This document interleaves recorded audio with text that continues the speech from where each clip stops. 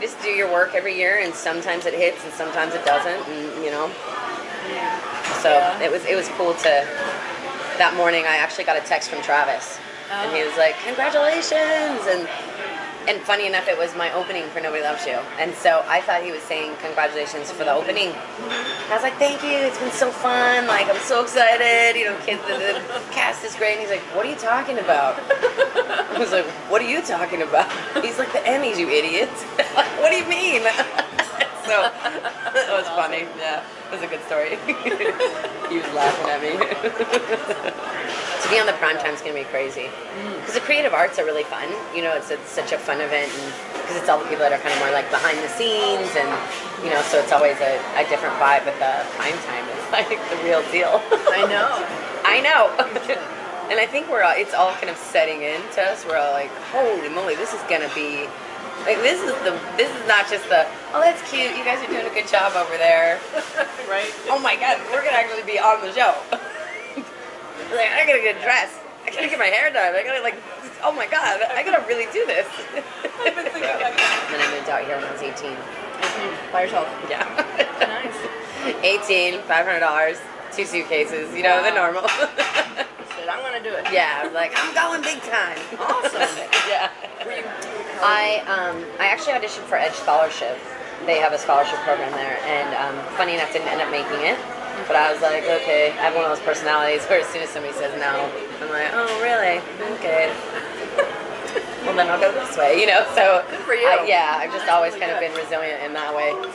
I guess the wife of the producer also liked my personality. She just felt like I would be nice and I would be cool and could like work. And then when I met David, he definitely picked up on something else too. He was like, because he also said that number, you know, we talked a lot about that number in Silver Linings, that it was not supposed to be like any dance routine that had ever been on anything.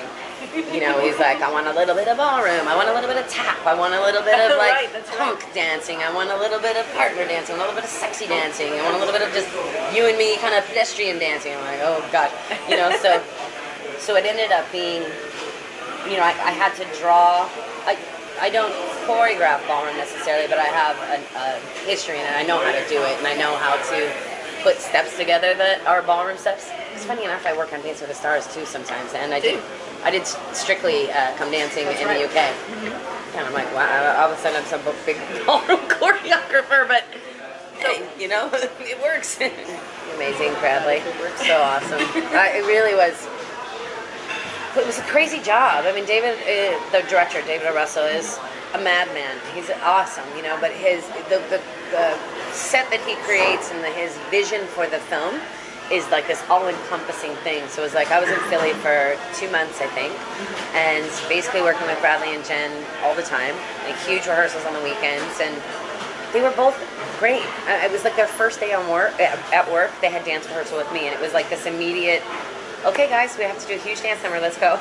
You know, and both so open to movement and true professionals and good people. And I mean, I was asking them to do things that were really outside their comfort zone, and you know, we had a really nice rapport and trust, and yeah, it's cool. I mean, I just did David's next movie too, and Bradley and Jen were there as well, and it was like, oh my god, hey, you know, like just hugs. And it's not really like choreographed like Silver Linings was. I mean, I was brought in as a choreographer, but it's more, you know, Christian and Amy do kind of a tango-y kind of a thing in a club, and then there's a disco dance scene, and then there's a line dance where everyone's at the end, you know, so more loosely based stuff, but you need somebody in there to facilitate. So and more sort of ballroom and stuff. I know, more ballroom. That's funny. Who knew? It's hysterical awesome, with the ballroom. That's pretty cool. Yeah. Well, we had just originally it was supposed to be like she was supposed to like fly at him with her crotch towards his face, because it was like in the book that's how it happens. Really? But Dave and I, we kept talking. I'm like, David, she can't levitate. Yeah. Like, well, I can't. There is no way to get her body sideways. That this motion, unless you rig her, you know, you would have to rig her, and that's gonna not work, you know. So we just kept going over and over things and over, and I came up with this like, okay, we're gonna go for this big overhead press, and then he's gonna miss it, and her crotch is gonna be right on his face. But then that night, you know, just the way that she played it was awesome. You know, she's up there, and then she's like, you know, that moment is so great. So great.